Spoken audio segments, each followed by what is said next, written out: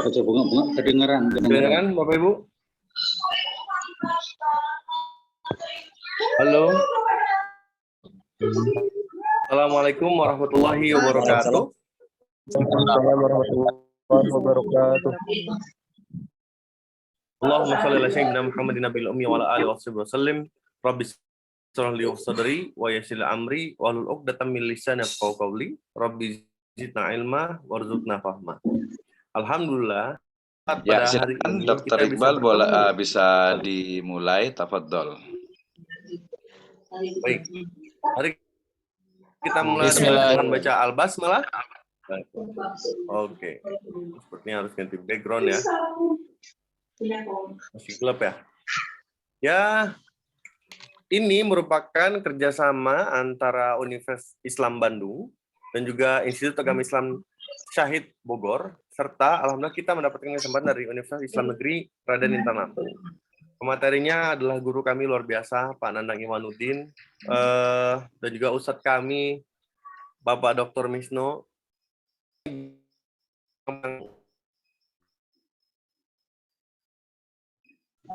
Adik-adik sekalian, selamat menyaksikan. Saya sebelum itu akan memberikan CV-nya. Pak Dr. Misno adalah merupakan S3 di UIN Bandung. Nah, kita masuk ke pemateri. Saya buka filenya. Pak Nandang Iwanuddin dari Universitas Islam Bandung, program studi Ekonomi Syariah. Riwayat pendidikannya alhamdulillah tiga-tiganya S1, S2, S3-nya dari Universitas Islam Negeri Sunan Gunung Jati pada tahun 1998, 2012 dan 2017. Nah, berarti senior saya ini, Pak Nandang, saya 2018, selesainya di UIN Jogja, Yogyakarta. Semoga kita bisa terus profesor bersama-sama. Pak Dr. Misno duluan profesor, Pak Nandang profesor. Amin. Amin. Konsentrasi beliau di Islamic Law atau Islamic Economic Law. Nah, adik-adik sekalian, kita pelajari lebih dalam bagaimana filsafat ekonomi Islam menurut terminologi dan juga dari Pak Nandang Iwanuddin. Oke, dari waktu sebelum masuk ke dalam pemateri, kita berikan kepada yang luar biasa panitia dan semoga program studi S2 bisa kolaborasi dengan pasca sarjana TI Singapura, Malaysia dan juga Thailand. Ketiga negara internasional. Ini menjadi doa yang luar biasa. Minimal tulisan kita yang kemana-mana ya Pak ya. Amin. Orangnya nanti nggak apa-apa. Ya, siap. Pak Tursun, waktu dipersilahkan untuk Pak Ustaz Zainal Karim, Bapak Dokter. Baik, terima kasih. Bismillahirrahmanirrahim. Assalamualaikum warahmatullahi wabarakatuh. Alhamdulillah, wassalatu wassalamu ala rasulillah, wa ala alihi wa ashabihi wa man tabi'ahum bi ihsanin ila yaumiddin, wa ba'd. Qala Allah Ta'ala fi kitabihil karim, a'udzu billahi minasyaitonir rajim. Bismillahirrahmanirrahim. Ya ayyuhalladzina amanu atiullaha wa atiur rasul wa ulil amri minkum. Fa in tanaza'tum fi syai'in farudduhu ila Allahi wa rasulih in kuntum tu'minuna billahi wal yaumil akhir dzalika khairu wa ahsanu ta'wila. Wa qala Allahu azza wa jalla aidan fi ayatil ukhra wa ma khalaqtul jinna wal insa illa liya'budun. Wa qala Rasulullah sallallahu alaihi wasallam man salaka tariqan yaltamis bihi ilman sahhalallahu lahu bihi tariqan ilal jannah. Amma ba'd fa inna asdaqal hadits kitabullah wa khairal huda huda nabiyyu sallallahu alaihi wasallam. Asyukru lillahi azza wa jalla alladzi an'ama alaina fi hadzal yaum al mubarak nastati an nabhas yata'allaq bi yakni ba'du dinina khasatan yakni fil mas'alah falsafah iqtisad al-islamiyah. Awalan jazakumullahu khairan ala ustadzinal kiram al ustad Dr.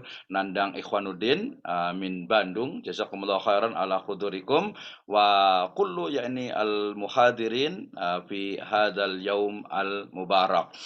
Today I am extremely happy because we can discuss about our religion, specifically in Islamic economic and business. Yeah, if we talk about the Islamic economic and business today, Yes, not only about the Islamic banking or insurance, but we discuss in Islamic economic and various topic. Yeah, for example, we can discuss about the halal airport, halal tourism, halal hospital, and other activities and institution who are that the Islamic economic and business approach. Actually, I will speak in English or Arabic, but like our president said, yeah, Mr. Jokowi said that all activities in Indonesia must in bahasa, and also I love bahasa, I love Indonesia. Oke, terima kasih kepada yang saya hormati dan saya muliakan Dr. Nandang Ikhwanuddin atas kehadirannya di sore hari ini, sangat luar biasa sekali. He is my inspiration in academic and also in my life. Oke, kemudian yang berikutnya terima kasih juga untuk moderator kita yang sangat smart, Dr.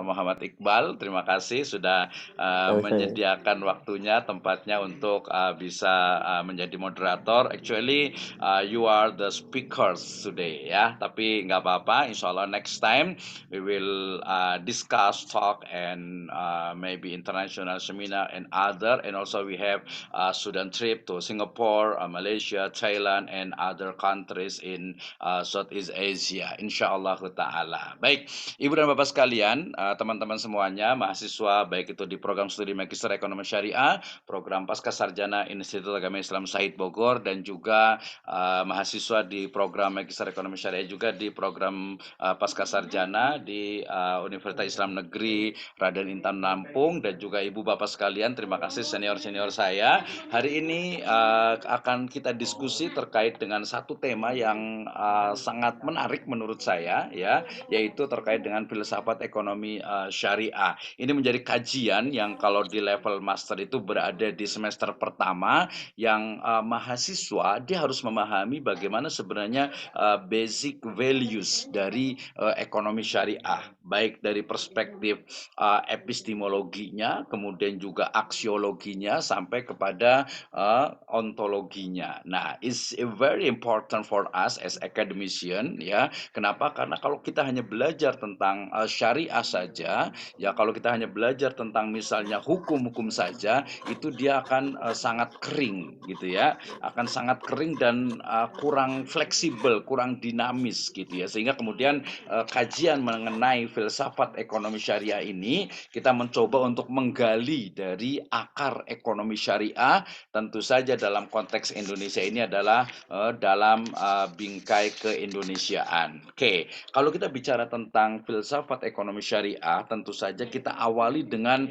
pemahaman nih di masyarakat dan juga di beberapa akademisi dan di beberapa umat Islam yang mungkin memang memahami filsafat itu seolah sesuatu yang sifatnya itu apa ya, filsafat ketuhanan yang memang itu memang jelas diharamkan di dalam Islam, ya. Dalam konteks ini adalah kita melihat bagaimana filosofia, ya, cinta akan kebijakan, kemudian kita spesifikkan kepada apa? Kepada ranah Islamic economic and business. Nah, sehingga ya filsafat di sini adalah pemikiran atau seni dalam berpikir secara mendalam terkait dengan ilmu ekonomi dan juga aktivitas ekonomi, dan tentu saja business and finance, of course. Oke, brother and sister, ibu dan bapak sekalian, teman-teman semuanya, ketika bicara tentang filsafat ekonomi syariah ini, kita akan bertemu dengan satu I think like Western paradigm, ya, or maybe positivism, ya, di mana melihat ilmu itu seolah-olah sesuatu yang apa, yang hanya bisa dicerna oleh panca indera. Is a big problem for our civilization, ya, specifically for our Islam, for our din. Why? Because the sebuah kebenaran, the truths, ya, is not only from the experiences, yes, not only from maybe from phenomenology, yeah, from statistic and other sciences in Western, ya.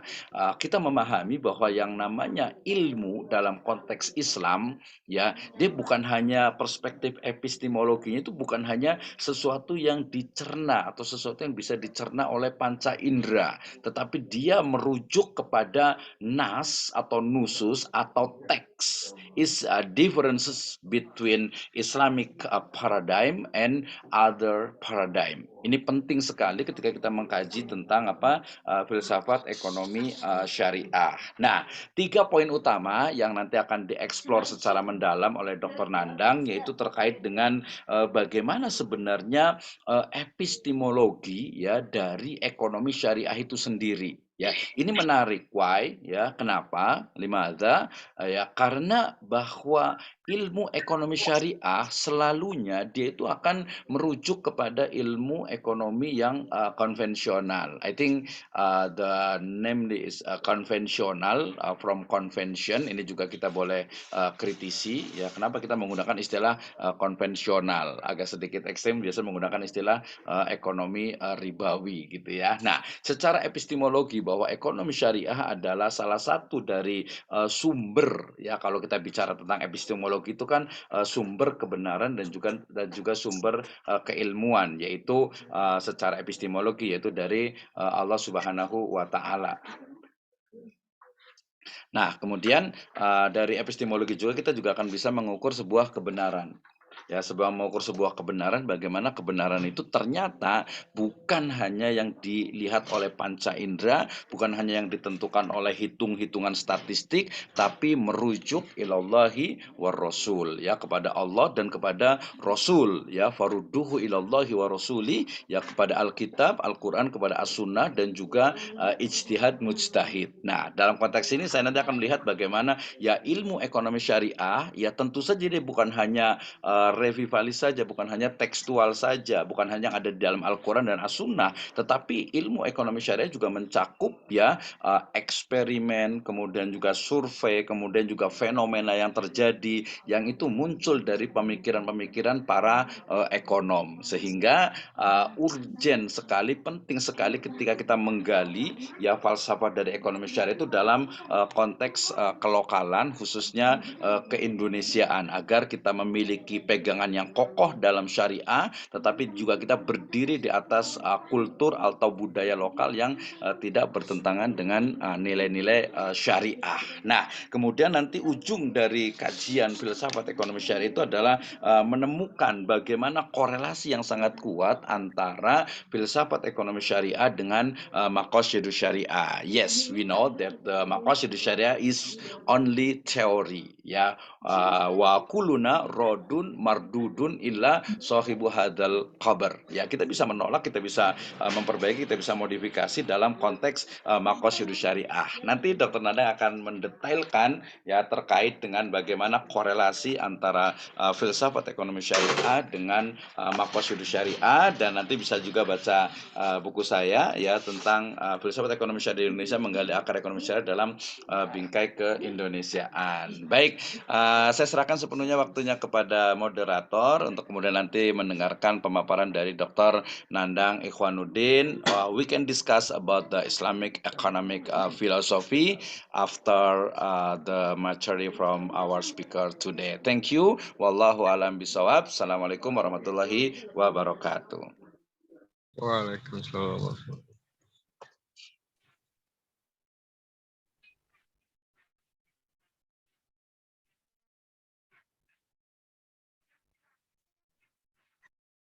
Baik, terima kasih Bapak Dr. Misno. Sekarang saatnya kita nantikan adik sekalian, silakan dicatat, direview, dan juga bukti screenshot akhir. Ini saya memaksa adik-adik UIN Medan dan Lampung yang bisa mendapatkan 1 poin ini, Pak Misno, Pak Nandang.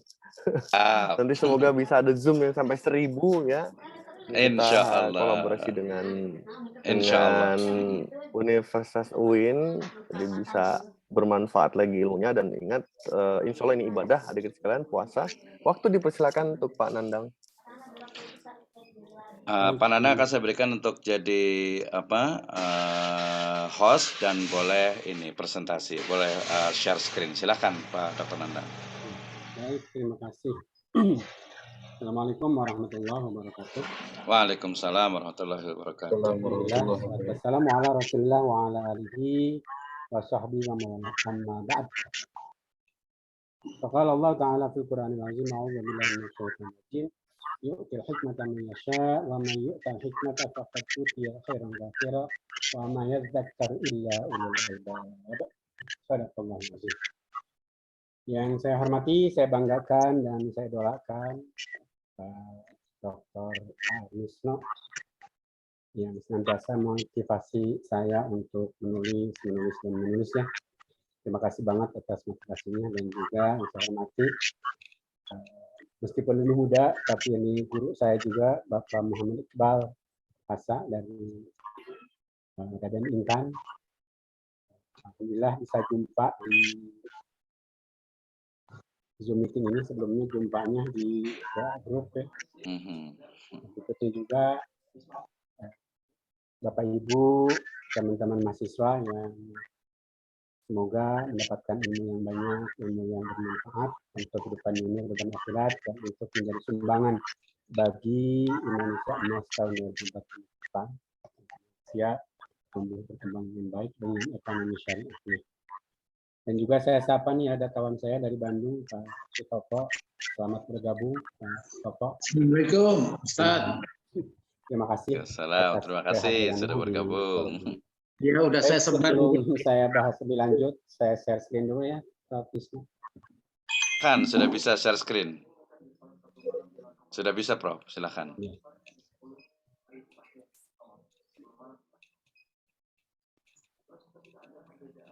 Sudah kelihatan ya? Ya, sudah, Prof. Ya, baik. Senang banget gitu ya. Ada suatu kehormatan bagi saya untuk bisa bersama dengan Bapak Ibu sekalian, para pecinta ilmu, para pecinta kebijakan, para pecinta kebijaksanaan. Saya berdiskusi pada sore hari. Sejatinya saya tidak memberikan kuliah, tapi bersama-sama belajar dengan Bapak Ibu semuanya.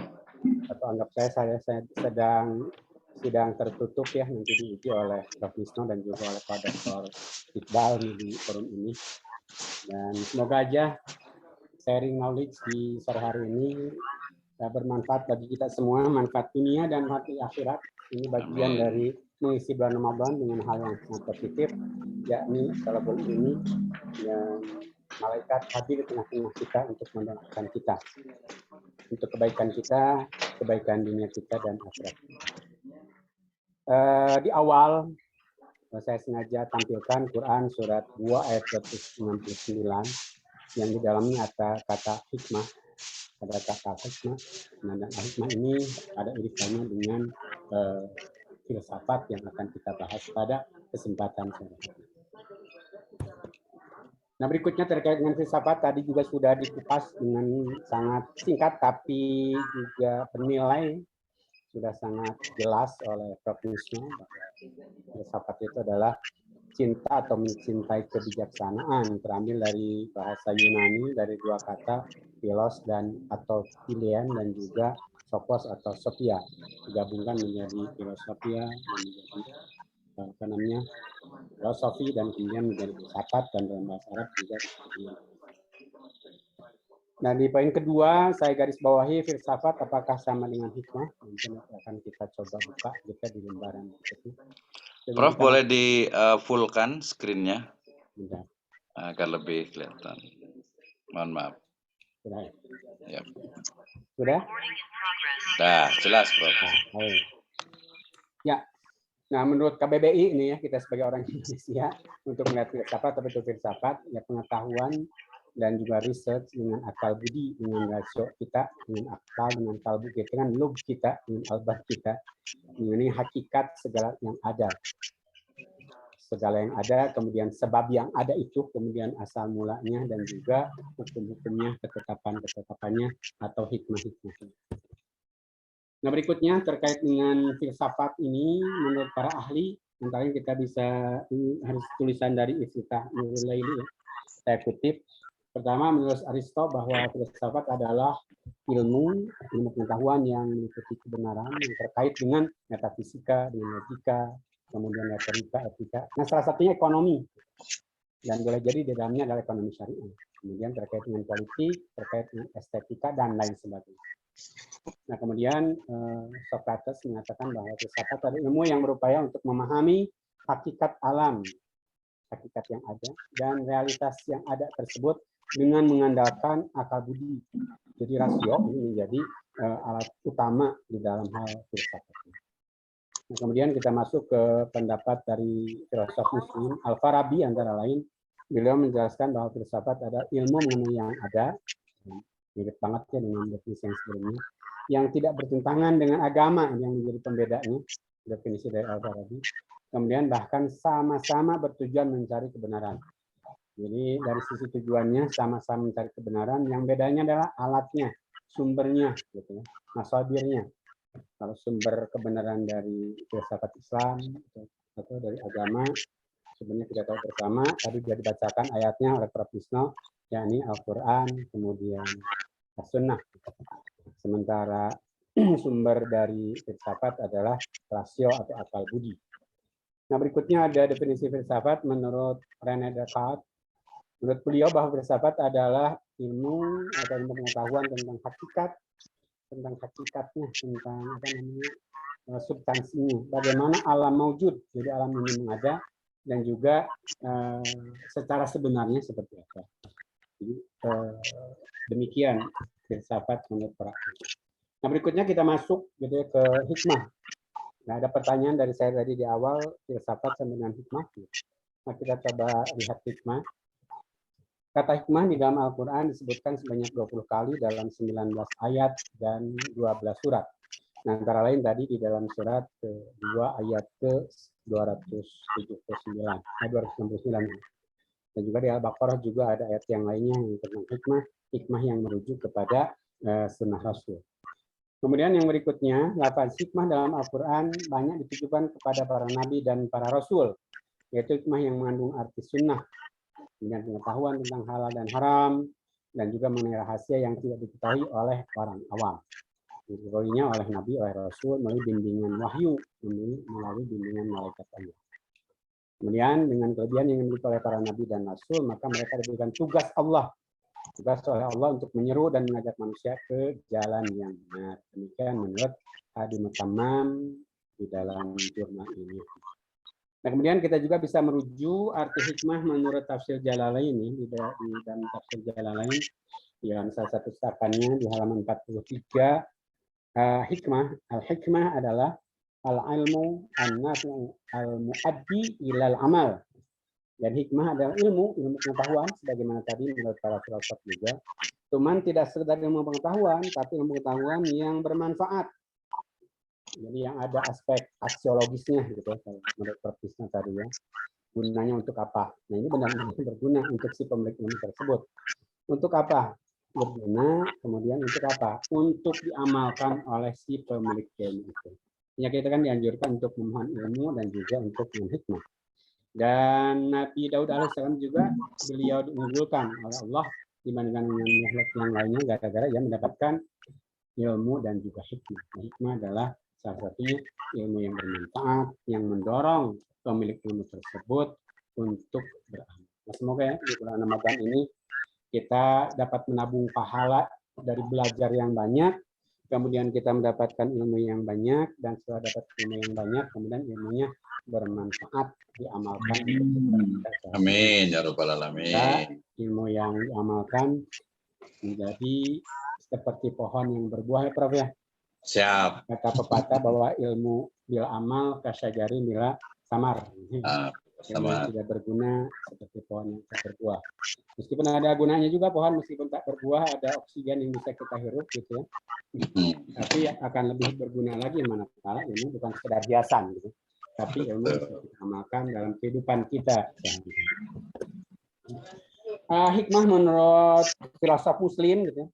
Nah, lagi-lagi kita merujuk kepada Al-Farabi ini di dalam bukunya Prof. Anton Athaillah guru saya dan boleh jadi juga gurunya Prof. Iya, Wisnu Ridwan Bandung. betul. Siap. Satu guru satu ilmu kita. Ya, buku filsafat Islamnya beliau beserta Bambang Komaruzzaman mengatakan bahwa dalam pandangan Al-Farabi, hikmah adalah pengetahuan tertinggi menyangkut eksistensi yang paling utama. Bukan sekedar eksistensi, tapi eksistensi yang paling utama. Kemudian Ibnu Rushd, gitu, beliau lebih lagi sangat concern terhadap hikmah atau terhadap filsafat ini. Bahkan beliau mengatakan bahwa filsafat atau hikmah adalah saudara perempuannya dari syariah. Jadi syariah digandengkan dengan hikmah. Tadi juga kata Prof gitu ya, dari belajar filsafat Islam, filsafat ekonomi Islam, kemudian melahirkan maqasidus syariah. Nah, kemudian yang berikutnya, hikmah juga bukan sekedar dalam dalam kajian filsafat, tapi hikmah juga berkaitan dengan ilmu tasawuf atau sufi gitu. Dan dalam tinjauan filsafat, ya sufisme Islam atau tasawuf ini bagian dari kebenaran filsafat juga gitu. Meskipun kebenaran filsafatnya melalui pengalaman batin dari para sufi. Nah, kita bisa pernah mempelajari bersama gitu tentang buku hikamnya Syekh atau Ilah gitu.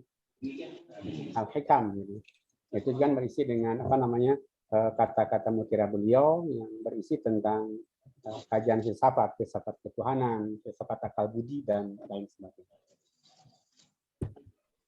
Nah, berikutnya tentang hikmah yang tadi di awal di pembuka saya utarakan Quran surat 2 269 dan menarik juga ayat ini dikutip juga oleh Ratu Gerung ya, seorang filosof liberal di Indonesia gitu ya, tentang hikmah ini gitu ya.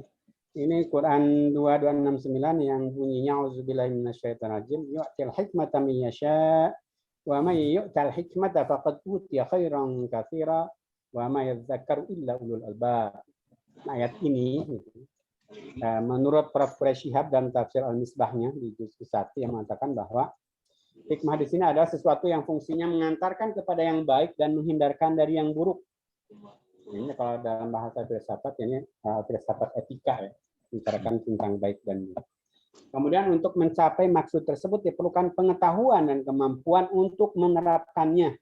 Ini sejalan dengan pendapat dari Imam Jalaluddin Asyuti Al-Mahali di dalam buku tafsir Jalalainnya, bahwa hikmah adalah ilmu yang bermanfaat yang mengantarkan si pemilik ilmu itu mengamalkan ilmunya.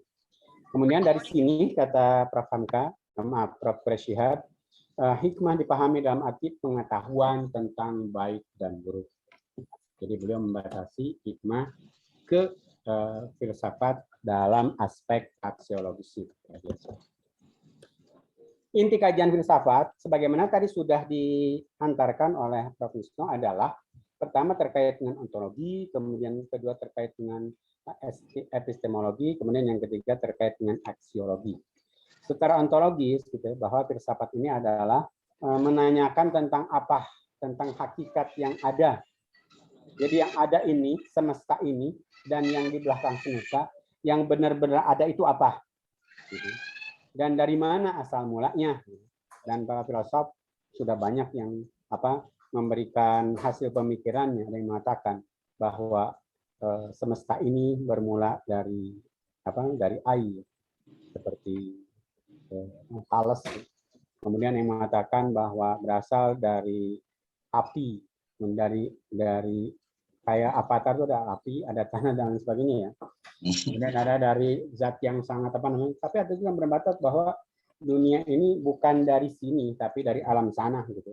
Ya ada yang adakan seperti Plato misalnya tentang filsafat idealisme, bahwa yang benar-benar ada adalah yang ide bukan yang materi. Itu ya, jadi yang pertama itu terkait dengan apa itu gitu ya, hakikat yang ada. Kemudian yang kedua secara epistemologis bahwa dalam berfilsafat itu membahas tentang pengetahuan dari mana ya sumbernya, kemudian seperti apa metodologinya, kemudian ukuran kebenarannya apa gitu. Sehingga kemudian para ahli filsafat ilmu menemukan misalnya ada kebenaran filsafat, gitu ya, yang kebenarannya bersifat spekulatif karena alat yang untuk mendapatkan kebenarannya adalah akal pikiran atau rasio. Kemudian ada kebenaran ilmiah, kebenaran sains, gitu, yang hasil kebenarannya atau kedudukan kebenarannya bersifat nisbi, relatif, gitu ya. Bisa benar sekarang menurut madhab tadi Prof, untuk positivisme, gitu ya. Positivisme. Kemudian ada kebenaran, justru kebenarannya adalah yang ada di alam sana seperti kaum idealisme, dan kebenaran-kebenaran yang lainnya seperti bahkan ada eksistensialisme ya, yang benar yang ada itu benar-benar ada, yang eksis adalah manusia, dan manusia bebas menjadi apapun, termasuk kalau menurut Nietzsche dia bebas untuk menjadi Tuhan sekalipun, gitu ya. Itu kalau filsafat Barat, gitu ya, mereka berpikir sebebas-bebasnya untuk memanusiakan manusia sampai membebaskan apapun tanpa batas. Gitu. Dan kebenarannya bersifat relatif. Itu benar menurut pikirannya dia, tapi tidak benar menurut aliran yang lainnya. Nah, berikutnya juga ada kebenaran wahyu, gitu. Di samping ada kebenaran filsafat, ada kebenaran ilmiah, kemudian ada kebenaran wahyu. Nah, kebenaran wahyu bersifat mutlak ya, bersifat benar-benar bisa kita menjawabkannya karena dia adalah sumbernya Tuhan, zat yang maha segalanya.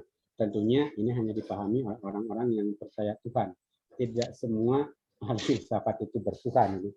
Banyak juga ahli filsafat yang mereka adalah ateis. Gitu. Tugas filsafat, gitu. Ya, kemudian yang ketiga aspek aksiologis, gitu, bahwa aspek ini melihat filsafat dari sisi nilai sesuatu, gitu. Nilai ilmu pengetahuan. Apakah pengetahuan itu terikat dengan nilai tertentu atau bahkan bebas nilai, gitu. Seperti tadi ada yang berfilsafat sampai bebas nilai, gitu, tanpa diukur oleh kebenaran apapun. Tentang ilmu, kebenaran agama tidak boleh membatasi itu. Nah, terkait dengan aspek aksiologi ini, secara umum terkait dengan etika dan estetika. Nah, berikutnya tugas filsafat kalau kita merujuk kepada inti kajian filsafat, aspek ontologi, epistemologi, dan juga aksiologi pada hakikatnya adalah seni untuk bertanya, gitu ya. Dan bertanyanya bukan sekedar bertanya, tapi bertanya sampai ke ujung jawaban yang memang sudah tidak ada jawaban lagi kecuali jawabannya itu. Seperti orang-orang yang berfilsafat pada cabang zoologi misalnya sampai mempertanyakan dunia ini ada, alam ini ada, kemudian adanya pasti yang mengadakan. Nah, kemudian yang mengadakan itu siapa? Nah, ujung-ujungnya adalah kausa prima, penyebab yang utama. Yang kalau Plato disebut dengan ide, gitu ya. Dalam bahasa Islam itu kan Allah Subhanahu wa Ta'ala. Jadi bertanyanya bukan sekedar bertanya, tapi bertanya secara radikal, gitu ya. Sampai ke akar-akarnya, gitu ya. Tanyakan sampai akal pikiran kita mentok, gitu. Dan bagi seorang filosof, gitu, sama halnya dengan seorang mujtahid, gitu. Jadi kata Imam Syafi'i, gitu, seorang mujtahid, seorang filosof pemikir, gitu. Ketika ditanya sesuatu tidak boleh berkata saya tidak tahu. Sebelum ia mencari tahu dengan sebenar-benar pencarian, dengan badrul wus'an, gitu, dengan mengerahkan segala macam kesempatan, keluasan pikiran. Setelah mencari tahu, kalau benar-benar belum ditemukan, baru dia boleh bilang bahwa aku belum menemukannya. Itulah tugas para filosof, gitu, untuk menemukan sesuatu untuk disumbangkan pada peradaban. Termasuk juga para pendiri bangsa ini mencari filosofi bangsa kita, Bhinneka Tunggal Ika misalnya, kemudian yang dimasukkan ke dalam kemudian Pancasila sebagai landasan ideal kita berbangsa dan bernegara. Itu dia hasil mereka bertanya-tanya, hasil mereka membuat riset, hasil mereka membuat rembugan, kemudian pada akhirnya pertanyaan itu mereka jawab, dan jawaban akhirnya mereka tuangkan untuk kepentingan dirinya dan juga kepentingan para pemakainya, orang-orang yang menggunakan hasil dari temuan para filosof. Jadi kalau disimpelkan bahwa kerja filsafat itu adalah mempertanyakan dengan pertanyaan apa, kemudian bertanya dengan pertanyaan bagaimana atau mengapa, kemudian bertanya dengan pertanyaan untuk apa. Nah, terkait ini gitu ya, bagi para mahasiswa nih, ada mahasiswa yang akan menyusun tesis gitu ya. Kalau anak mahasiswa S1 yang akan menyusun skripsi gitu ya. Nah, ketiga aspek ini gitu ya, harus ada di dalam karya ilmiah kita. Aspek apanya, kemudian aspek bagaimana atau mengapanya, dan juga aspek apanya. Makanya biasanya dalam karya ilmiah disebutkan gitu ya, masalah penelitiannya apa, kemudian tujuan penelitiannya apa, guna penelitian itu apa. Nah, guna penelitian atau tujuan ini bagian dari pertanyaan untuk menjawab bagaimana mengapa, kemudian untuk menjawab untuk apa. Penelitian itu untuk apa. Itu kerja-kerja filsafat. Nah, betul kata Pak Misna bahwa filsafat ini diajarkan di semester pertama karena di semester pertama itu para mahasiswa sudah mulai menyusun karya ilmiah dan harus memasukkan unsur-unsur ini dalam karya ilmiah. Nah, berikutnya, karena kita bertanya tentang apa itu, akan membahas, mendiskusikan tentang filsafat ekonomi syariah, gitu. Nah, kita bahas dulu apa itu ekonomi syariah. Meskipun sudah mafhum, gitu, biar pola berpikirnya jadi runut, gitu ya. Saya sajikan, bukan mengingatkan kembali karena sudah ingat semua ya, tapi semata-mata untuk kepentingan diskusi kita pada sore hari ini. Apa itu ekonomi syariah? Yang jelas sumbernya adalah Al-Quran dan hadis, gitu. Nah, kemudian Nahillah syariah, gitu. Yang ada temannya syariat, ada akidah ya. Kemudian yang lainnya ada akhlak, gitu. Untuk kepentingan kita di sini dari Al-Quran dan hadis digali oleh para filosof, oleh para pemikir, gitu ya, oleh para mujtahid, maka lahirlah salah satu ilmu yang untuk amaliyah kita yang dikenal dengan syariat. Nah, syariat itu yang pertama ada syariat bidang ibadah. Untuk pemilahan aja gitu ya, karena pada hakikatnya ya nanti juga yang cabang yang lainnya yaitu muamalah ini juga adalah bagian ya ibadah-ibadah juga gitu. Karena kita berbisnis pun adalah ibadah. Kita bermuamalah ibadah, kemudian kita jual beli ibadah.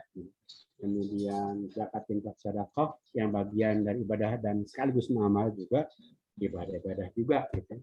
Nah, kemudian dari muamalah itu ada salah satu cabangnya iktisadiyah gitu, atau iktisadiyah Islamiyah, ekonomi Islam. Kemudian ada yang lainnya, masih banyak ya. Ada dauliyah, ada dusturiyah, ada siasiyah, ada jinayah, dan lain sebagainya. Nah, dari iktisadiyah ini atau ekonomi syariah ini, maka lahirlah gitu. Kemudian didefinisikan antara oleh Dawam Maharjo ya. Dia mendefinisikan bahwa ekonomi syariah adalah ekonominya umat Islam. Ekonominya orang Indonesia adalah ekonomi syariah. Meskipun harus masih dipakai tanda tanya karena kenyataannya yang konvensional itu masih lebih dominan dibanding dengan ekonomi syariah. Kalau dalam ilmu bidang keuangan dan perbankan misalnya, market share kita kan masih di bawah 10% ya Indonesia. Untuk asuransi syariah masih di bawah 20% market share. Jadi masih sangat rendah dibandingkan dengan yang konvensional. Tapi dalam pandangan beliau, ekonomi syariah adalah ekonominya dunia Islam. Ekonominya Indonesia, ekonomi Arab Saudi, ekonominya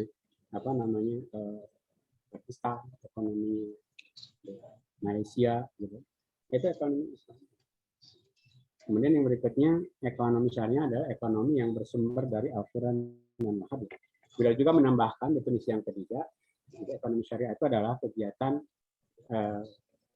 yang dimulai dari produksi, kemudian distribusi, konsumsi yang sesuai dengan norma-norma Islam kita.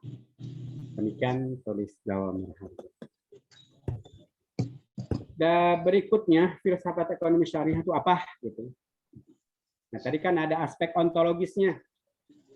Nah, secara ontologis bahwa ekonomi syariah itu adalah ekonomi yang bersumber dari kalau apanya itu ya ekonomi yang digali dari Al-Quran, ekonomi yang digali dari As-Sunnah, ekonomi yang digali dari qiyas dan juga ijma dan juga ijtihad yang lainnya gitu. Ini tadi kan Prof. Misna sudah mengantarkan dengan Al-Quran surat 4 ayat ke-59. 49 kan 9. 59. 9 ya, 59. Jadi apa namanya sumber dalam beragama itu kan Al-Qur'an, Allah itu Al-Qur'an, kemudian Rasul itu adalah sunnah atau hadis, kemudian in tanaza'tum fi syai'in faruddallahi wa rasul, itu ijma ya. Ini satu lagi kan. Walil amri minkum itu ijma. Kemudian apa in tanaza'tum fi syai'in faruddallahi wa rasul itu qiyas. Kemudian dan yang lain-lainnya sebagai apa metode ijtihad, dan itu juga menjadi rujukan dalam ekonomi syariah. Nanti juga bagian pembahasan dari epistemologi ekonomi syariah atau ekonomi. Nah, berikutnya secara epistemologi gitu, metode ekonomi syariah diperlukan untuk menjawab pertanyaan bagaimana, seperti saya sampaikan tadi, bahwa Islam meyakini terdapat dua sumber kebenaran mutlak, yaitu Al-Quran dan Sunnah. Kebenaran suci ini akan mendasari pengetahuan dan kemampuan manusia dalam proses pengembalian keputusan ekonomi. Proses pengambilan keputusan inilah yang disebut sebagai rasionalitas. Rasionalitas dari wahyu, rasionalitas juga dari alam kauniyah. Kalau tadi kembalikan ke aspek ontologisnya. Nah, ini saya dapatkan dari Repsu Hidayah dalam salah satu jurnalnya. Berikutnya aspek aksiologisnya, bahwa misalnya syariah mengajarkan tegaknya nilai-nilai keadilan, nilai-nilai kejujuran, transparansi, anti korupsi dan eksploitasi. Jadi kalau kita baca hadis-hadis ekonomi gitu, kita baca hadis ekonomi bagaimana Rasulullah melarang ihtikar, melarang talak rukban, melarang hadrul libat, dan melarang jual beli atau transaksi-transaksi yang menimbulkan ketidakridhoan, ketidakrelaan yang akan mengganggu aspek antarodin dan mengganggu aspek keadilan dalam ekonomi. Nah, ini apa aspek aksiologis dari ekonomi syariah. Nilai yang ingin didapatkannya gitu ya, etika atau norma ekonomi syariah seperti itu.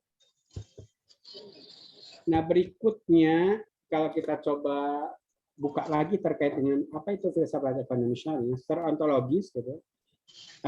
Yang ada hakikat yang adanya itu, yang ada yang menjadi rujukan bagi ekonomi syariah adalah pertama Allah, Rabb kita. Sehingga ekonomi syariah bersifat rabbaniyah. Kemudian yang berikutnya yang menjadi rujukannya, yang hakikat yang ada, yang menjadi sumber gitu ya, untuk mendapatkan ilmu pengetahuan tentang ekonomi syariah dan termasuk juga produk-produk ekonomi syariah adalah insan, manusia. Sehingga ekonomi syariah bersifat insani.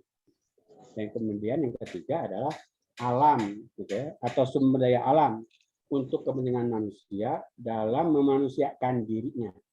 Nah, dalam hal ini, gitu, secara ontologis bahwa ekonomi syariah itu mengkaji, filsafat ekonomi syariah mengkaji tentang Tuhan, Allah SWT, tentang manusia dan tentang alam itu sendiri. Jadi kita misalnya nanti akan kita dapatkan bahwa salah satu prinsip yang itu merupakan apa namanya turunan dari filsafat ekonomi syariah. Prinsip ekonomi syariah itu misalnya tentang kepemilikan.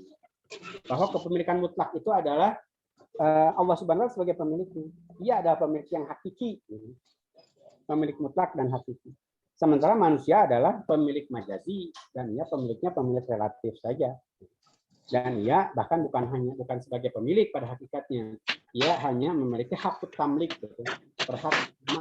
Hakul intifa, gitu. Hak untuk memanfaatkan saja, bukan berhak untuk memiliki. Karena pada hakikatnya ini juga sejalan dengan hadis Nabi, misalnya mengatakan bahwa berkait dengan harta, apa yang kau pakai akan hancur, apa yang kau makan akan menjadi habis, menjadi kotoran saja, gitu, atau menjadi apa namanya sebagai tubuh kita. Kemudian yang ada hanya apa? Harta yang ada adalah harta yang diinfakkan dengan Allah. Sementara yang tertinggalnya bukan harta kita, tapi harta dari ahli waris kita. Ini terkait dengan aspek ontologi. Jadi ekonomi syariah membicarakan Tuhan sebagai pemilik mutlak, kemudian manusia sebagai khalifah yang untuk mendaya gunakan sumber daya alam ini.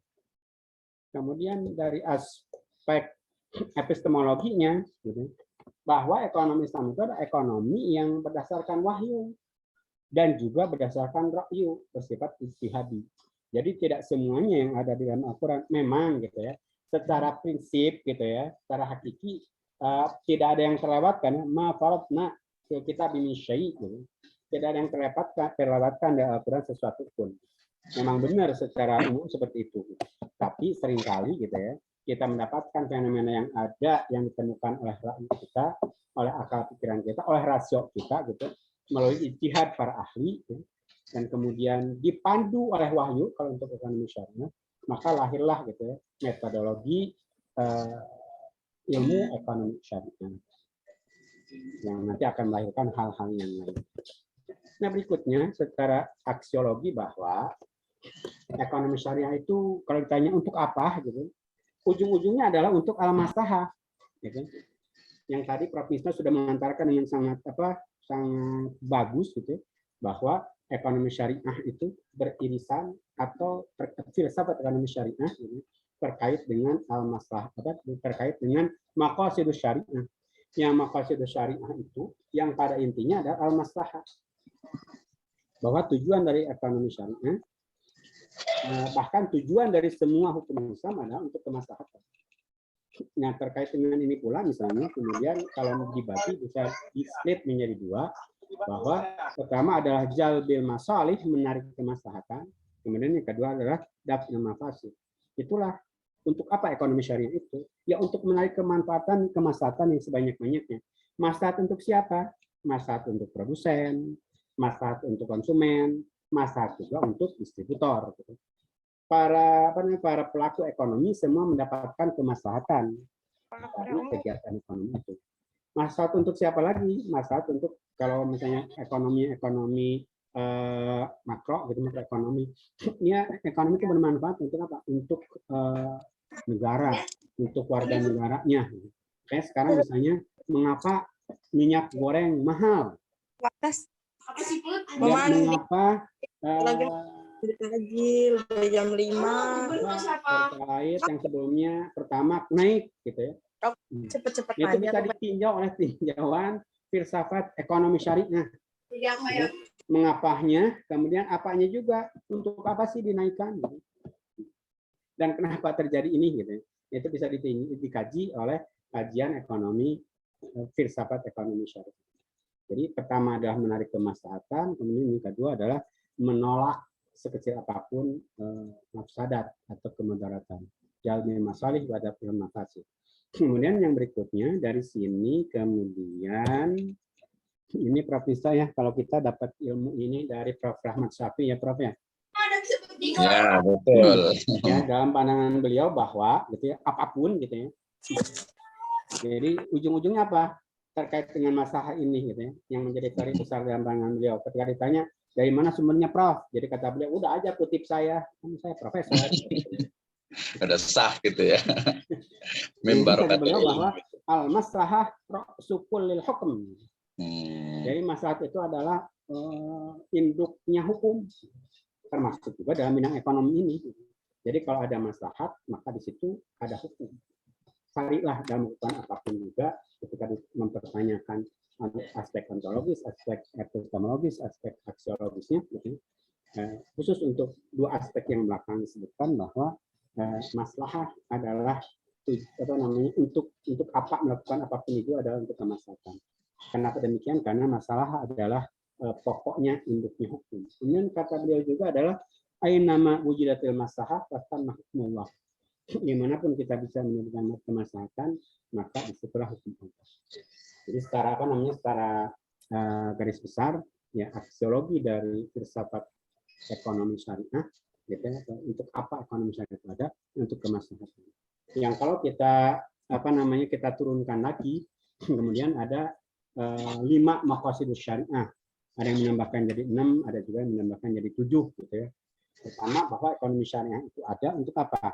Untuk hifdzuddin, bahwa kita berekonomi untuk apa? Untuk mengenal agama kita. Kayaknya kalau kata Hamka dalam buku tafsir Al-Hazalnya bahwa untuk apa sih kita berekonomi? Beliau memberikan jawaban berekonomi itu adalah untuk kepentingan agama kita, karena agama menjadi tegak dengan ekonomi itu. Jadi boleh jadi agama Islam di Indonesia misalnya sekarang tertatih-tatih juga karena pemilik sumber daya alam, sumber daya ekonomi di Indonesia gitu, memang bukan Islam, bukan orang Islam. seringkali kita dapat benturan gitu ketika ingin Islamisasi Indonesia, gitu, yang Islamnya hakiki, gitu, bukan Islam hanya cangkang saja. Gitu.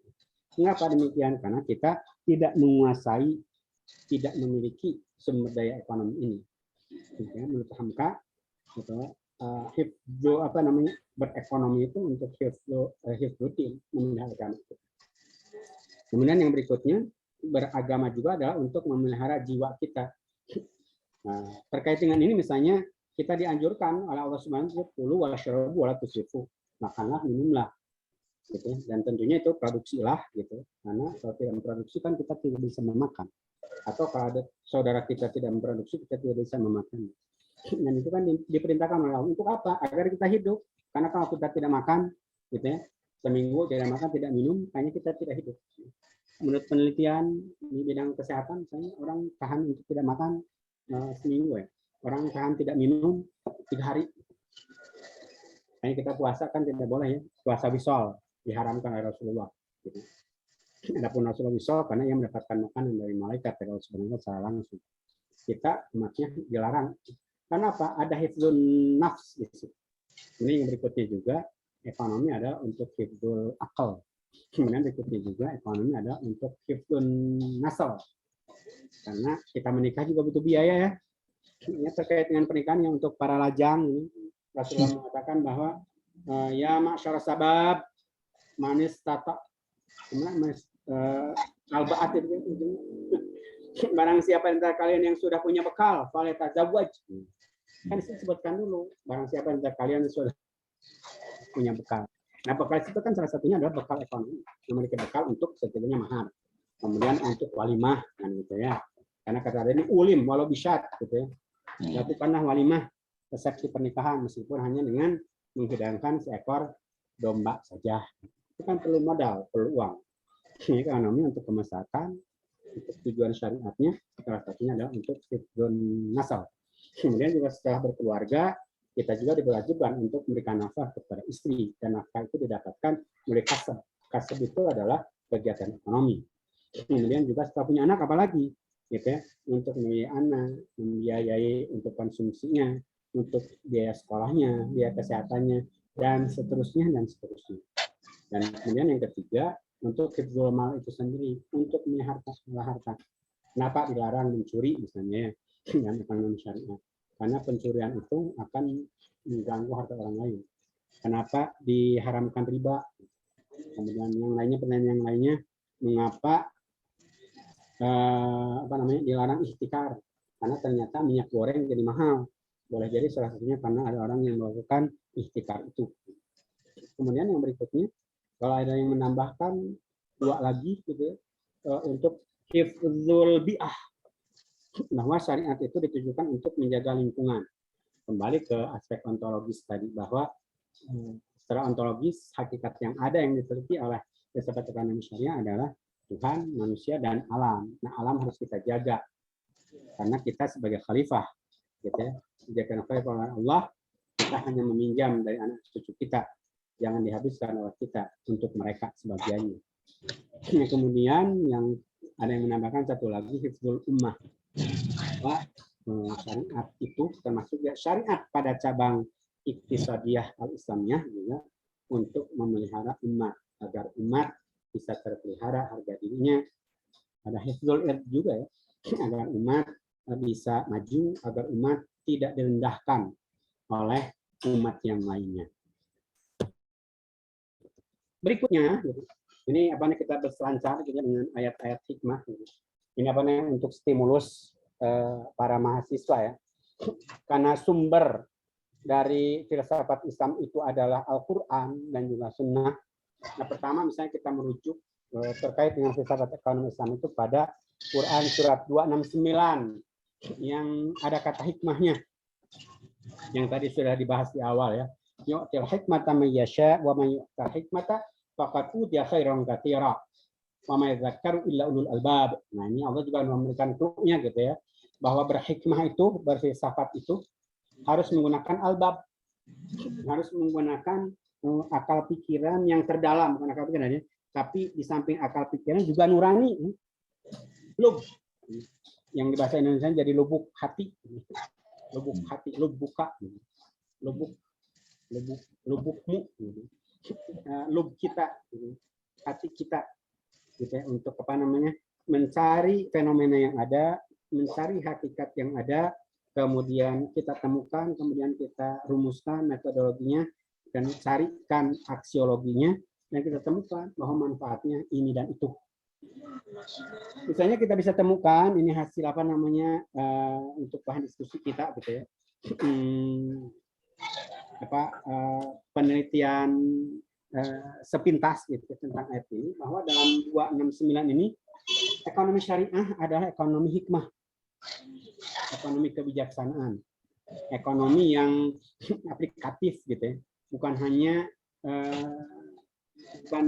yang ada di pikiran-pikiran saja, tapi harus dimanfaatkan. Bagaimana definisi dari Imam Jalaluddin dalam tafsir Jalalainnya yang tadi sudah disebutkan.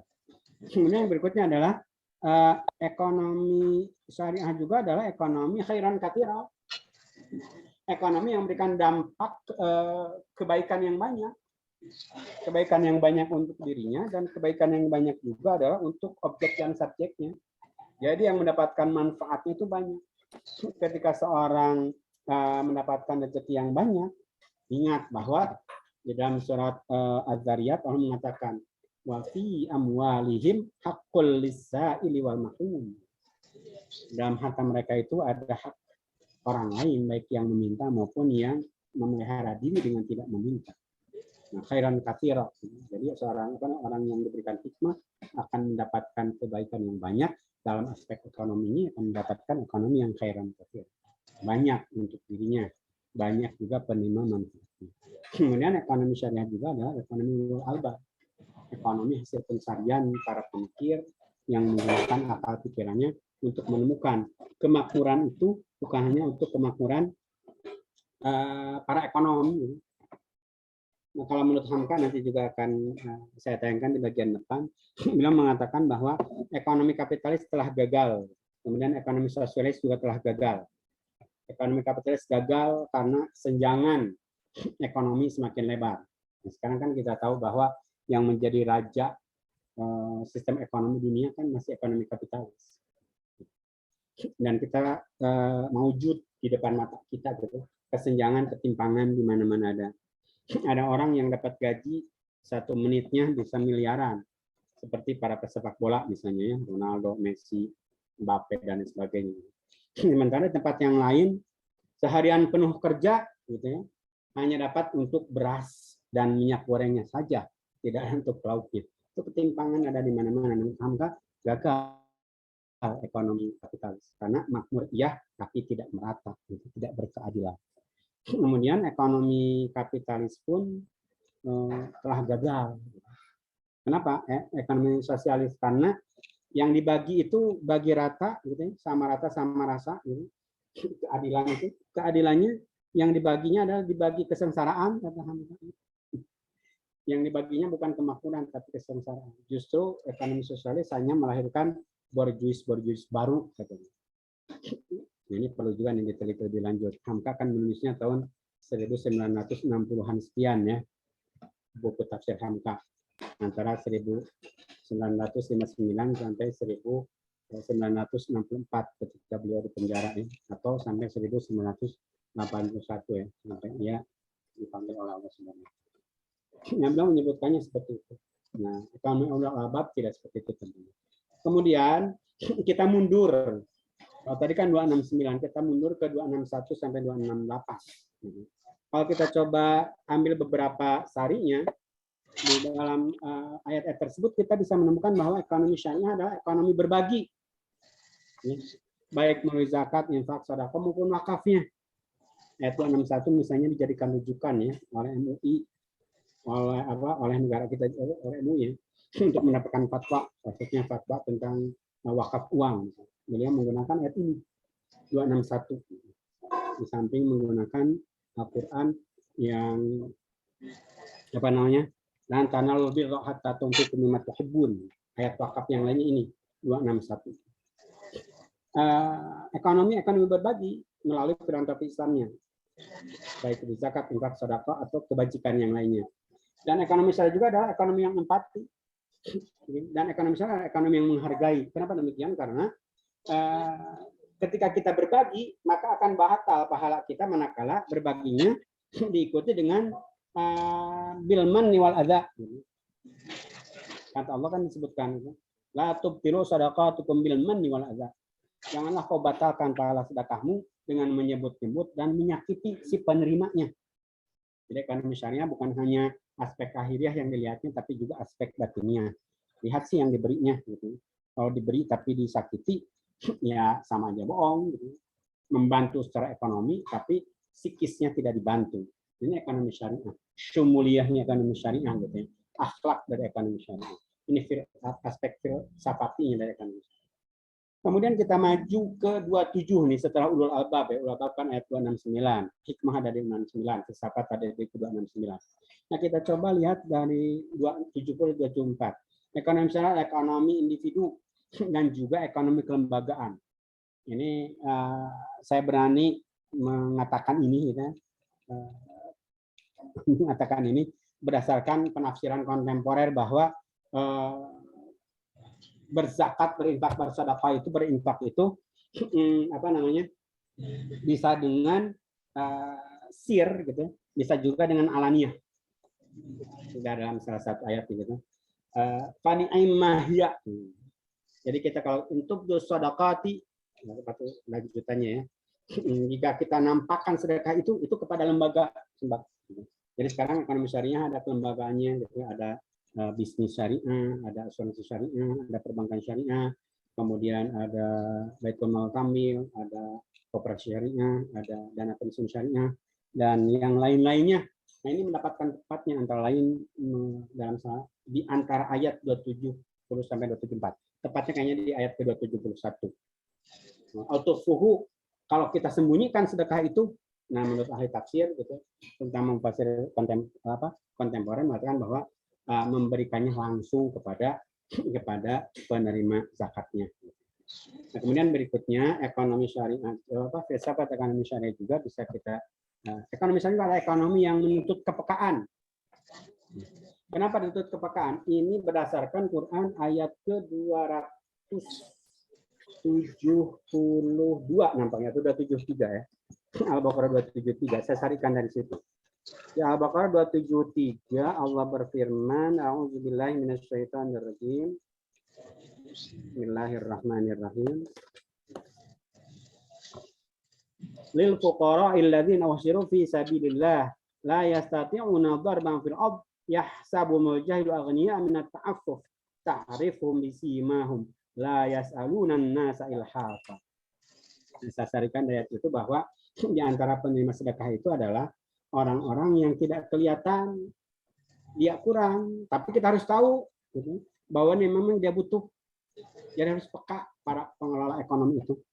Termasuk juga ketika ekonominya bukan ekonomi tabarui, tapi ekonomi tijari, ekonomi tabadili istilahnya. Ya ekonomi tijari aja, bisnis gitu, aspek bisnis. Sama juga misalnya ada orang yang nganggur, kita harus peduli. Dan tidak semua orang yang nganggur kemudian ketahuan dia nganggur. Kayaknya perlu kita mengamalkan Quran surat 59 ayat 7 itu, bahwa likailah dulu tamil minkum, agar harta tidak hanya beredar dengan orang-orang kaya saja itu. Lihat, barangkali ada orang yang nganggur, padahal dia punya keterampilan, tapi dia tidak punya sumber daya finansial, ekonomi yang peka gitu.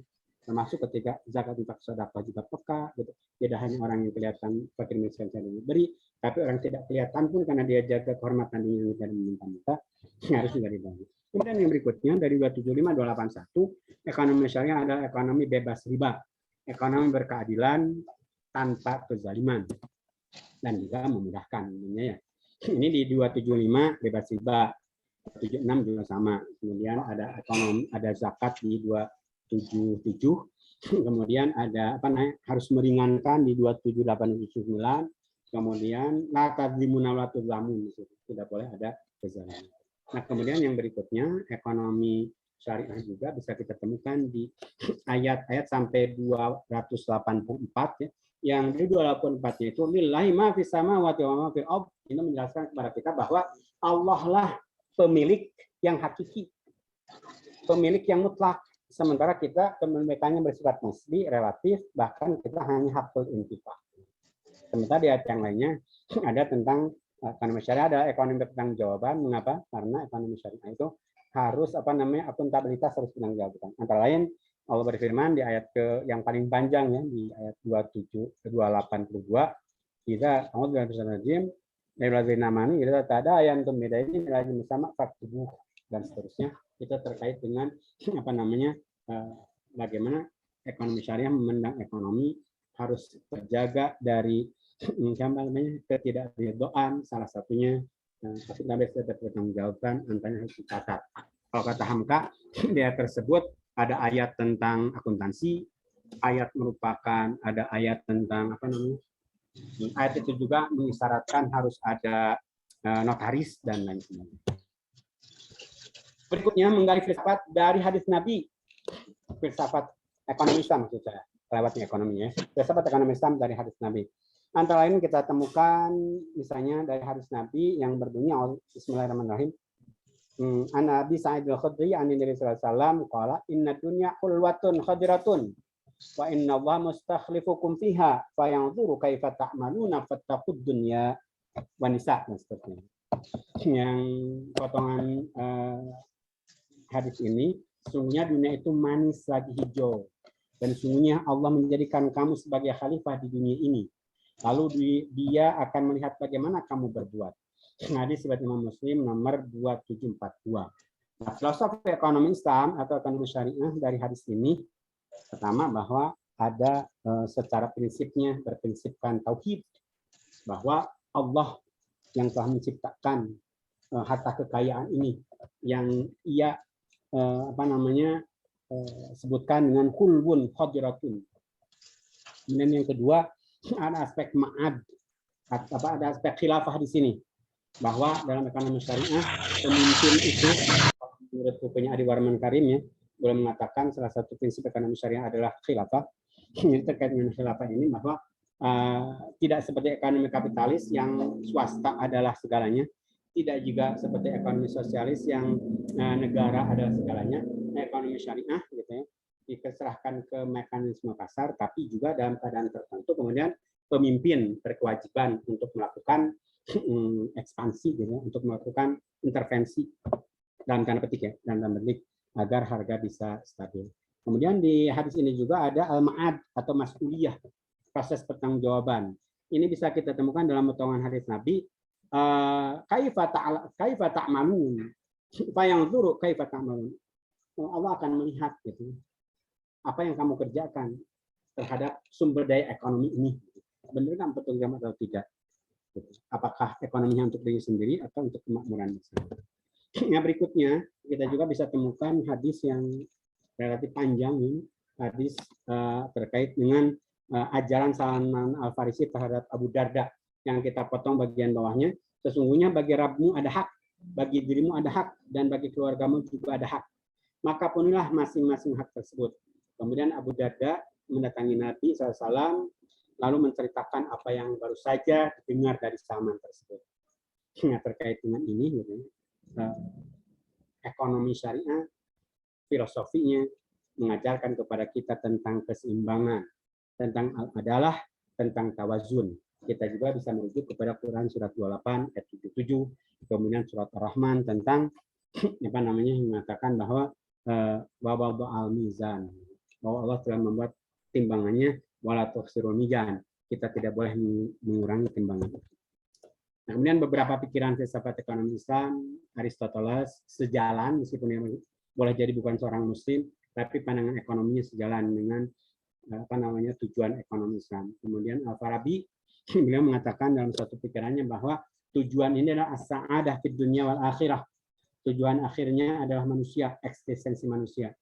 Yang tujuannya bukan tujuan akhirnya untuk kemanusiaan dan bukan manusia individu, tapi ada kewajiban berbagi. Karena pada hakikatnya manusia itu tidak bisa hidup sendiri, demikian kata Al-Farabi.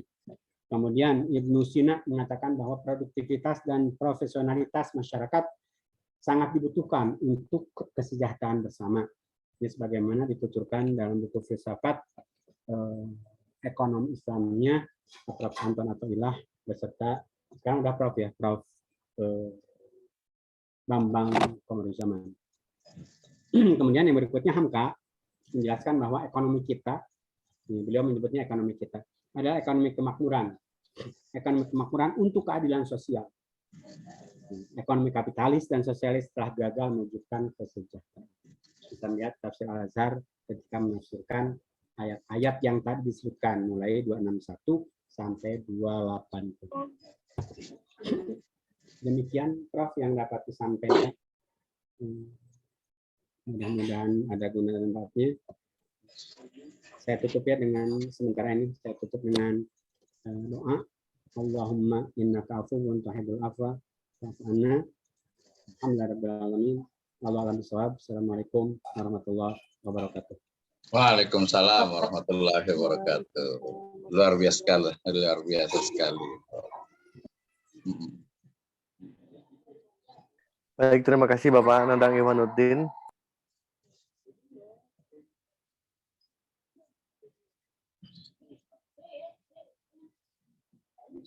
Nih anak saya lagi nangis nih, maklum di rumah ya Prof. Ya siap, Libur. lanjut terus. Silakan. Hal yang paling tadi kami mencatat yang paling berkesan di dalam Prof Nandang ini, beliau slowdown, tulisannya banyak sekali, sitasnya juga sudah banyak. Jadi hikmah ekonomi syariah merupakan ilmu hikmah, merupakan sebuah solusi. Maka ekonom ini kita harus memberikan dampak kebaikan yang banyak untuk dirinya, baik objek dan subjeknya. Maslahatul ummah, maqasidus syariah adalah puncak tertinggi dari falsafah ekonomi Islam itu sendiri. Adik-adik sekalian, kami manut terhadap Pak Misno, Pak Dr. Misno, yang insya Allah sebentar lagi kita semuanya menjadi profesor bareng-bareng. Amin. Mau ada tanya jawab kagak nih, Prof? Ya, kita kasih diskusi dulu tadi. Oke, silakan adik-adik mungkin. sekalian.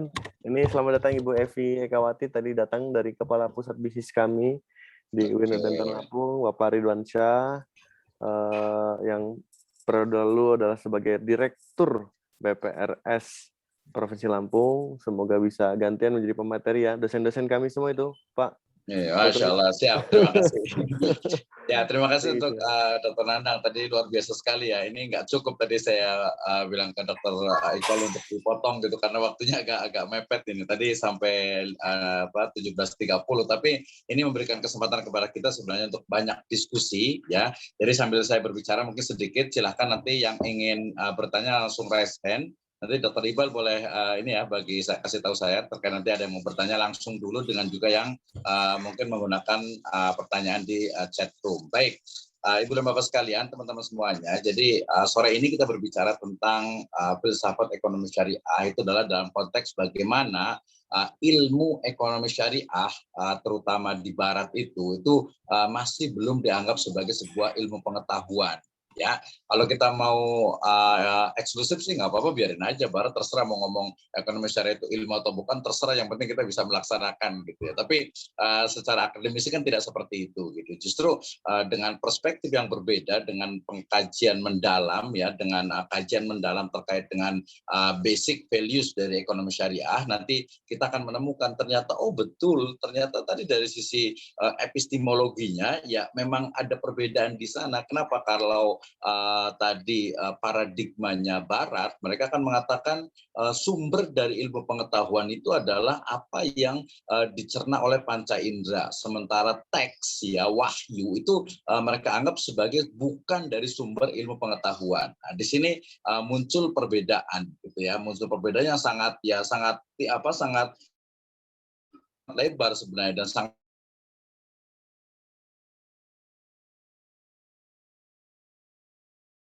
Sepertinya sinyal nih, Prof.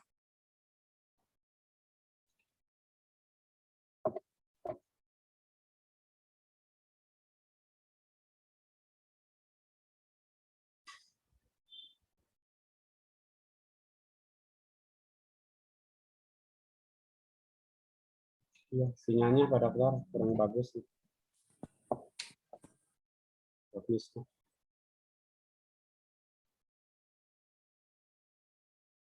kebutuhan untuk mereka saja gitu ya, sehingga ini permasalahan besar nih bagi kita gitu ya. Ini masalah besar yang harus betul-betul kita bisa hadapi ya, bagaimana sebenarnya ilmu ekonomi syariah ini kemudian ya dia semakin kokoh dari sisi dasar pondasinya ya, termasuk juga nanti dari sisi bagaimana sebenarnya aksiologinya seperti apa. Nah, ini benar atau tidak nih? Jangan-jangan nanti tidak ada.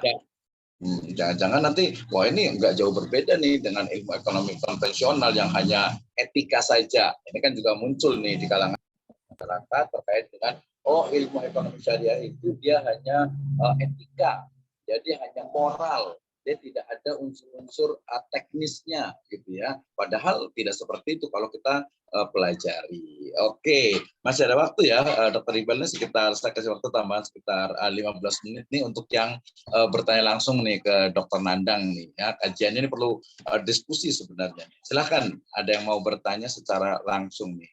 Dr. Iqbal, dipersilahkan. Sudah, Prof. Siap.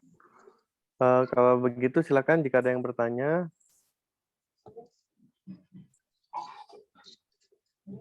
Ya, silakan. Kalau ada yang ini bisa raise hand gitu ya. Mungkin ini sangat filosofis ya, sangat ini sekali, sangat teoris sekali, sehingga mungkin atau ada yang belum paham nih, ini ngomongin apaan sih gitu kan. Penting juga, jangan-jangan nanti wah ini omongannya tuh keren sekali, luar biasa, tapi sebaiknya nggak paham nih ngomong apa gitu kan. Ini jadi masalah juga gitu ya, sehingga kita berikan kesempatan nih Dr. Iqbal dan juga Dr. Nandang untuk yang teman-teman yang ingin bertanya boleh langsung raise hand ya. Untuk bertanya. Jadi kita tahu bahwa as-su'al ya nisful ilm ya, bertanya itu adalah separuh dari ilmu dan juga pengetahuan. Kita berikan waktu dulu kali biar diem dulu kitanya kali ya. Silakan. Ada yang mau bertanya? Ya, sambil nunggu yang bertanya, Prof. Karena kita lagi berbicara filsafat, kebenarannya bersifat spekulatif, ya silakan aja dibantah ya. Hasil berselancar saya itu dibantah oleh Bapak Ibu, oleh kawan-kawan mahasiswa. Kan Kalau Manul Hakim kayaknya pengen sharing ini, udah ke masjid. Iya.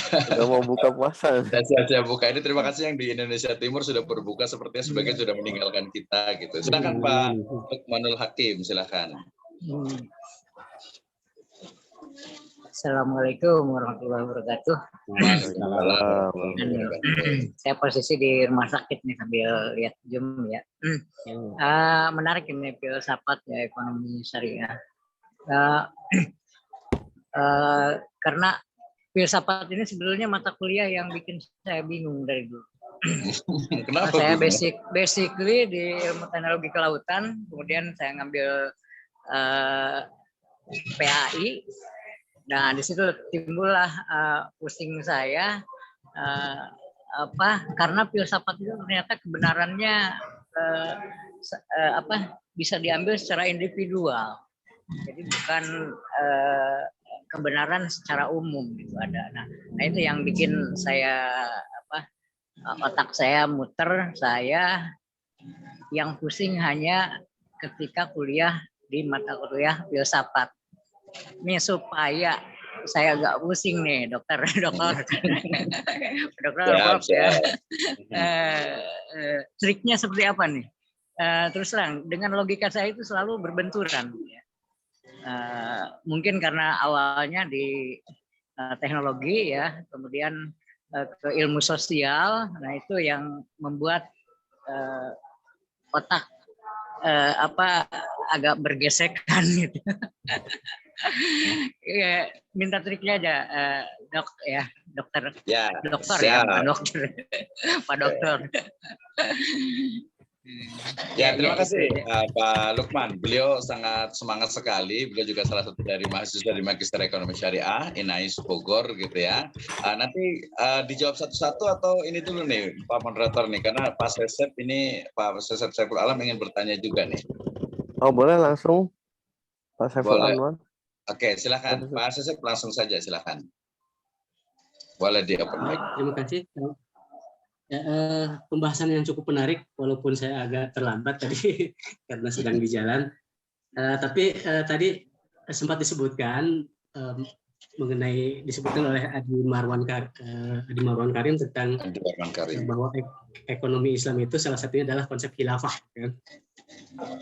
Pertanyaan saya, apakah mungkin ekonomi Islam ini diterapkan secara menyeluruh di dalam sebuah negara tanpa harus menerapkan konsep khilafah? Itu saja, terima kasih. Luar biasa sekali ya. Ini kita berikan kesempatan sepenuhnya nih kepada Dr. Nandang Ikhwanuddin untuk memberikan pencerahannya. Silakan, Dokter. Ya, baik. Terima kasih kepada Pak Lukmanul Hakim dan juga kepada Pak Sesep. Untuk Pak Lukmanul Hakim, liur, pusing gitu ya, muter belajar filsafat. Ya biasanya orang kalau memang belajar filsafatnya beneran begitu. Jadi Pak Lukmanul Hakim termasuk yang belajar filsafatnya beneran. Jadi kerasa pusingnya, kerasa liurnya, kerasa bingungnya gitu. Karena kalau tidak liur, tidak pusing berarti tidak mikir. Tidak mikir ya. Tidak mikir. Nah, bagaimana agar tidak tersesat ketika berfilsafat? Bagaimana agar tidak tersesat ketika berfilsafat? Ini penting bagi kita bahwa bagi kita umat Islam, alhamdulillah, itu kan rujukan utama dalam berfilsafat pun atau filsafat pun gitu ya, harus dibingkai dalam bingkai wahyu. Ya, makanya kalau di UIN Bandung tagline-nya wahyu memandu ilmu, termasuk di dalamnya filsafat. Jadi ketika kita berpikir dan kemudian kita pusing, kembalikan kepada kitab suci. Termasuk ketika misalnya kaum materialisme yang mengatakan bahwa manusia itu eksistensinya dari monyet, dari kera. Kan bikin kita nanya-nanya, padahal di Al-Quran dari Nabi Adam. Gitu. Kan kita kembalikan ke wahyu bahwa manusia bukan dari kera, evolusi dari kera. Tapi manusia diciptakan langsung jadi manusia menurut Adam, gitu ya, bapak ibu kita dalam surat An-Nisa ayat 1 misalnya.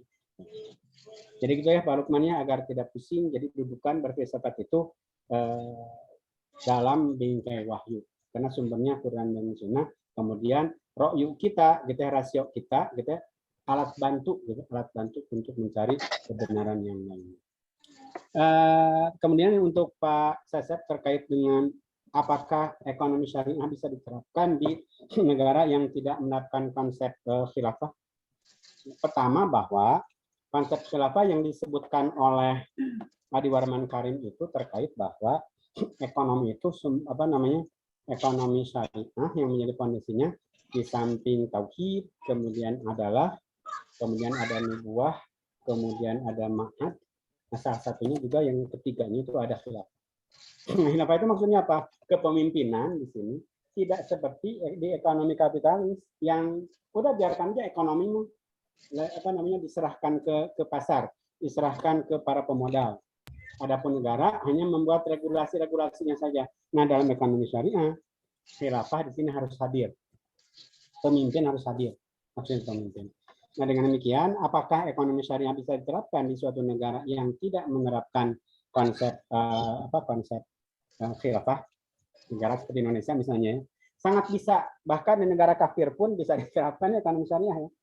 Nah, salah satu negara yang menerapkan ekonomi syariah yang bagus itu, yang seringkali didengung-dengungkan, negara Inggris ya. Negara Inggris itu salah satu yang menerapkan ekonomi syariah dan sudah lebih dulu daripada Indonesia untuk mengakses permodalan dari Timur Tengah, gitu ya. Akses permodalan dari Timur Tengah dapat diaksesnya oleh perusahaan-perusahaan yang menerapkan ekonomi syariah di Inggris. Jadi sangat bisa.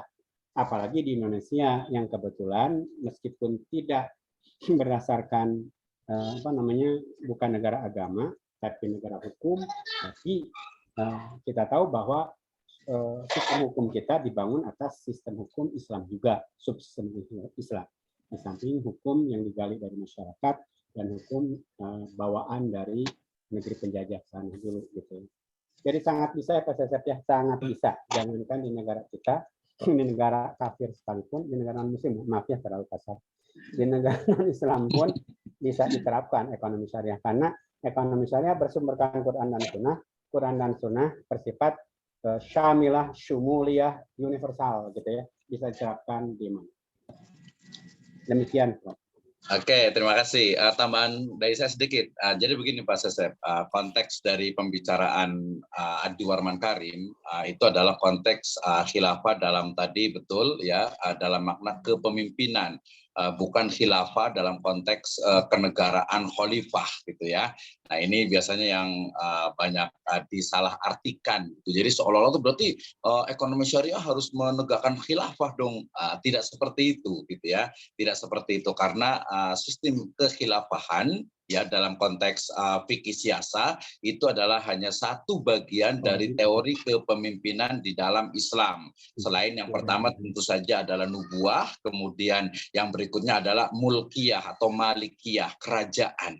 Gitu ya. Jadi bukan menunjukkan bahwa khilafah sebagai satu elemen dalam ekonomi syariah ini kemudian harus khilafah, tidak ya, justru kepemimpinan dalam konteks yang dinamis karena dia adalah bagian dari fikih siasah. Misalnya di Indonesia dengan sistem republik, nanti di tempat lain misalnya di Brunei itu dengan sistem kerajaan ya, dengan di UK sendiri juga, di Inggris sendiri juga dengan United Kingdom dengan sistem parlemen kerajaan juga, maka itu juga lebih ditekankan adalah kepada kepemimpinan. Kenapa? Tadi bahwa mekanisme pasar yang kemudian diserahkan kepada para pedagang, yang terjadi adalah ya seperti sekarang ini misalnya kita analisis kemarin langkahnya minyak goreng yang kemudian ternyata ada beberapa penyimpangan, ada penimbunan, ada juga ekspor ke luar negeri ya, kemudian ternyata sampai negara sebenarnya itu sudah hadir di situ tapi kemudian ternyata kalah oleh mafia minyak goreng. Nah, di sini posisi dari konteks khilafah. Negara itu harus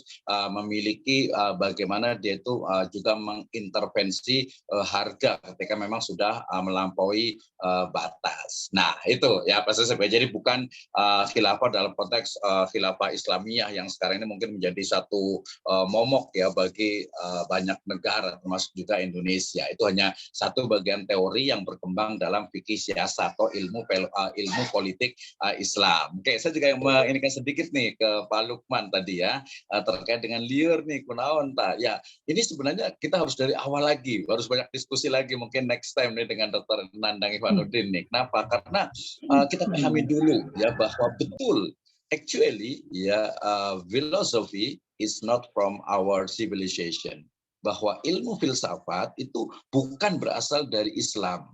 Ya, dia masuk pada masa penerjemahan buku-buku zamannya Daulah Abbasiyah. Sebelumnya Umayyah juga sudah ada sebenarnya masih sedikit pada masa Abbasiyah. Nah, ketika itu masuk, kemudian dia berkembang di dunia Islam, tetapi kemudian juga pada awal mungkin hanya menerjemahkan saja. Tapi setelah itu kemudian direspon, ya tadi diantaranya oleh Al-Farabi, kemudian Ibn Sina, Al-Khwarizmi, dan lain sebagainya, sehingga muncul apa yang disebut dengan filsafat Islam. Ketika filsafat Barat itu mencari Tuhan, ya maka dalam Islam ya Tuhan itu sudah ditemukan, yaitu Allah Subhanahu wa taala, bahkan sudah berkalam ya, bercakap-cakap, memberikan firman dalam Al-Qur'an dan juga as-sunnahnya. Ya, as-sunnah itu adalah kama qala Rasulullah SAW ya, inni utitul Qur'ana wa mislahu ma'ahu. Jadi al-hadis yaitu juga wahyu, mislahu ma'ahu gitu ya, sehingga kemudian ketika belajar filsafat dalam Islam itu bukan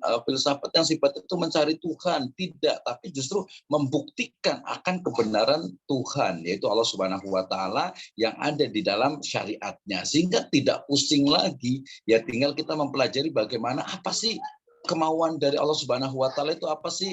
Belajar maqasid syariat tuh di semester 3 nanti gitu ya. Ternyata Allah Subhanahu wa taala menginginkan agar kaila yakuna dulatan bainal agniya minkum misalnya. Ya, atau mungkin wa tutahhiruhum wa tuzakki bihim wa tuzakki bihim wa tuzakki biha. Itu juga ternyata untuk menyucikan manusia, untuk membersihkan harta. Nah, itu sehingga filsafat ekonomi syariah sebenarnya lebih ke arah bagaimana kita menggali nilai-nilai dasar dari praktek ekonomi syariah yang ada di masyarakat, sehingga dengan mempelajari subjek ini kita akan semakin yakin, bukan kering hanya sebatas syariat, bukan hanya sebatas tadi sama rata sama rasa, bukan, tetapi ada nilai yang terdalam, yaitu wahyu dari Allah Subhanahu wa taala. Jadi tidak perlu pusing lagi karena kita sudah punya punya pedomannya, yaitu Al-Quran dan As-Sunnah, serta penggunaan juga logik kita untuk memikirkan keduanya itu. Baik, terima kasih. Nah, ini memang kalau perlu sudah lebih dibuka lagi, cuman waktunya kita terbatas, bahkan sudah lewat nih, tinggal 3 menit lagi ya, Dr. Iqbal ya. Baik, alhamdulillah sebentar lagi buka puasa. Ini luar biasa Buka puasa nih. Ya, saya jadi mungkin ditutup aja nggak apa-apa, silahkan Dr. Iqbal. Kita tutup bersama-sama, semoga ilmu kita semuanya berkah, sukses selalu, semoga ilmu kita bermanfaat, bisa bermanfaat untuk umat. Terima kasih Pak Dr. Misno, Pak Dr. Nandang Iwanuddin, Pak Lukmanul Hakim, dan kawan-kawan semuanya. Wallahu muwaffiq ila aqwamit thoriq. Kita baca kafatul majelis. Wallahu subhanakallahumma bihamdika asyhadu an la ilaha illa anta astaghfiruka wa atubu ilaik. Allahumma fiq lakum wa tariq. Wassalamualaikum warahmatullahi wabarakatuh. Waalaikumsalam. Tetap semangat semuanya. Waalaikumsalam warahmatullahi wabarakatuh.